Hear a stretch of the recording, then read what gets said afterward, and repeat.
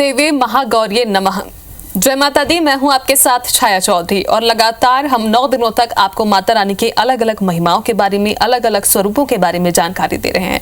आज जो दिन है अष्टमी का और आज माता महागौरी की पूजा आराधना का विशेष दिन है। आज के दिन जो उपवास नहीं रखता वो भी मंदिरों में पहुंचता है माता की दर पर पूजा आराधना के लिए, मत्था टेकने के लिए।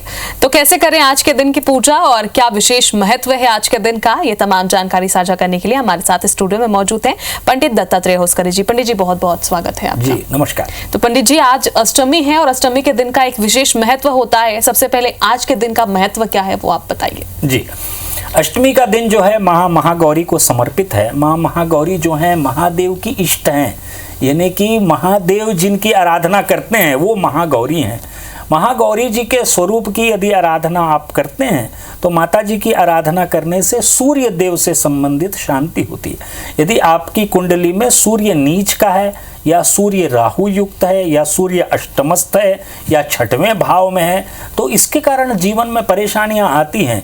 सूर्य आत्मा तत्व होता है। सूर्य जब किसी भी जातक की कुंडली में खराब होता है तो निश्चित रूप से आत्मा तत्व को खराब करता है, दुर्गुण आने लग जाते हैं और व्यसन का कारक भी हो जाता है। इसीलिए माँ महागौरी की आराधना करने से सूर्य संबंधी दोषों की शांति होती है। माता जी की आराधना करने से जीवन में प्रगति आती है।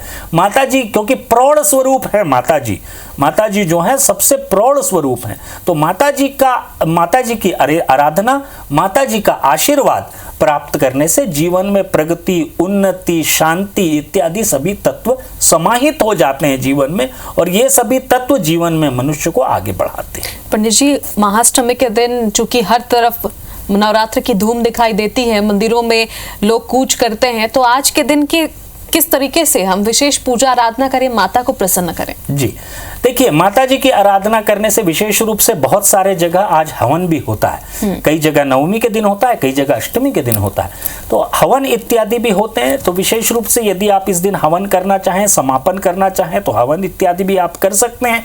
दूसरी एक महत्वपूर्ण बात यह है कि माता जी को विशेष रूप से आज के दिन यदि नारियल का भोग लगाकर विशेष रूप से माता जी का पूजन यदि आप करें, पुष्प इत्यादि अर्पित करने।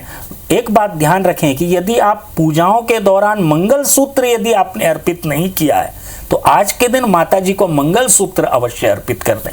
काली मोती का यदि मंगलसूत्र घर में किसी भी तरह का हो, यदि आपके घर में ना भी हो और काली मोतियां हो तो आप एक धागे में काली मोती पिरोकर उसको भी चढ़ा दें तो वो मंगलसूत्र बन जाता है। तो ये यदि आप अर्पित कर दें तो निश्चित रूप से इसका आपको लाभ मिलेगा। साथ ही साथ मेरा निवेदन ये रहेगा, क्योंकि हम धीरे धीरे पूर्णता की ओर आगे बढ़ रहे हैं, अपनी आराधना की पूर्णता की ओर बढ़ रहे हैं धीरे धीरे, तो माता जी की आराधना करते हुए माता जी को यदि विभिन्न तत्वों का, श्रृंगार संबंधी तत्व वे यदि आप अर्पित करते हैं, साथ ही साथ वे सारे तत्व जो भोग के लिए माता जी को आप समर्पित करना चाहें, वो सारे के सारे तत्व जैसे घी का बना हुआ हलवा इत्यादि, खीर इत्यादि यदि आप अर्पित करते हैं तो ये प्रसन्नता का कारक बनता है माता जी के, और जीवन में माता जी की आराधना करने से आपको जो है परम शांति की प्राप्ति होती है। जी, तो कौन से मंत्र का जाप करना चाहिए पंडित जी? जी, माता जी का मंत्र जैसे है, मैंने आपको पहले भी बताया कि छोटे मंत्र जो आप कर सकें। एक मंत्र आपको बता देता हूं, ओम ऐं ह्रीं क्लीं महागौरी देव्यै नमो नमः। इस मंत्र का जाप आप 108 बार या 20 मिनट कर सकते हैं। जहां तक वैदिक मंत्र की बात है तो वैदिक मंत्र आपको बता देता हूं, ये भी आप कर सकते हैं। मंत्र है श्वेते वृषे महादेव प्रमोददा।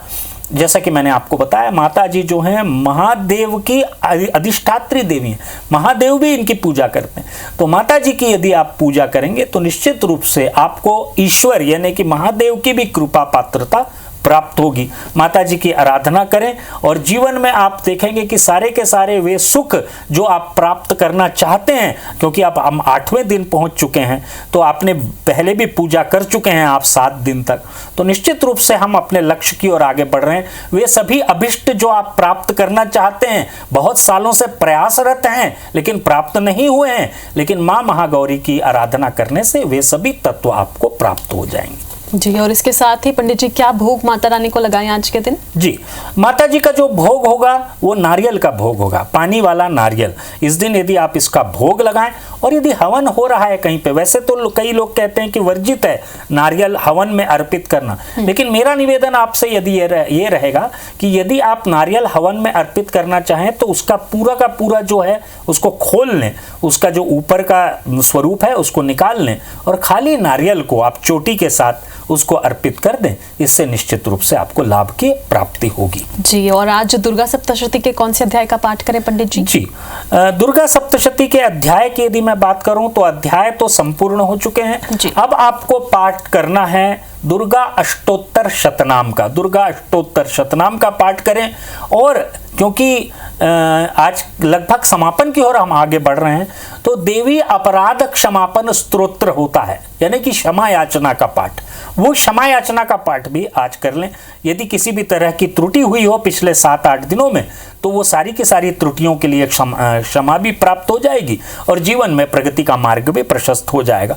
जहां तक वस्त्र की बात है तो आज के दिन आप भूरे और नीले रंग के वस्त्र यदि माताजी को अर्पित करें और स्वयं भी पहने तो इससे माताजी की प्रसन्नता का कारक और कारण बनेगा। जी, और ग्रह और दिशा की शांति के लिए क्या करें? जी, ग्रह और दिशा की बात यदि करें तो ईशान कोण यानी कि उत्तर पूर्वी किनारा जो है उसकी शांति होगी, और ये किनारा सबसे महत्वपूर्ण होता है क्योंकि हम सभी के घरों में इसी दिशा में हम देव स्थापना करते हैं, यानी कि मंदिर बनाते हैं।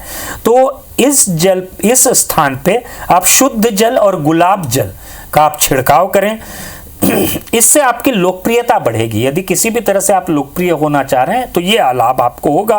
मंत्र है ह्रीम क्लीम शूलधारिणी देव्यै ह्रीम क्लीम। इस मंत्र का इस दिशा में खड़े होकर 21 बार भी यदि आप जाप कर लेते हैं तो आपको लाभ होगा। एक बात और बता दूं कि यदि आपकी ऊर्ध्व और अर्धो दिशाओं की शांति यानी कि धरती और आकाश, ये दोनों दिशाओं की भी आप शांति करना चाहते हैं तो अष्टमी तिथि को ये कर लेने से निश्चित रूप से आपको लाभ की प्राप्ति होगी। अच्छा पंडित जी, मंगला गौरी पाठ क्या होता है? मैंने बहुत सुना है इसके बारे में। जी, मंगला गौरी का पाठ यदि जीवन में किसी भी तरह से वैवाहिक जीवन से संबंधित कोई दोष उत्पन्न हो रहा है या विवाह नहीं हो पा रहा है तो मंगला गौरी का व्रत किया जाता है। विशेष रूप से श्रावण मास में मंगला गौरी का व्रत वैसे होता है, लेकिन यदि आप क्योंकि हम गौरी जी की आराधना कर रहे हैं महागौरी की, तो इस दिन संकल्प करके यदि आप प्रत्येक मंगलवार को भी मंगला गौरी का व्रत यदि प्रारंभ कर देंगे, इससे भी निश्चित रूप से आपको लाभ की प्राप्ति हो। जी, बहुत बहुत धन्यवाद पंडित जी तमाम जानकारी के लिए। तो आज अष्टमी है और आज अष्टमी के दिन का विशेष महत्व होता है जैसा कि पंडित जी ने बताया। फिलहाल हमें इजाजत दीजिए और देखते रहिए IBC 24। जय माता दी।